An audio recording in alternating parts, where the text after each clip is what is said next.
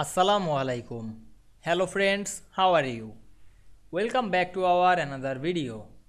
In this video, I am going to show you how to remove vertical axis value of chart in Microsoft Word. Let's get started.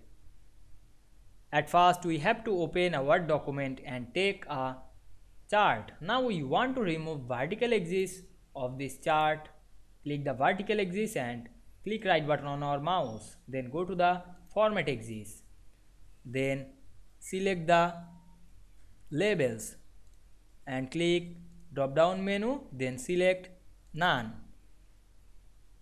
Then select the check mark. Click none. Then select the minor type. Select none. Then close the window. Now we can see here we remove vertical axis value of this chart very easily. I hope you enjoyed the video. Please like, comment, share and subscribe my channel. Thanks for watching.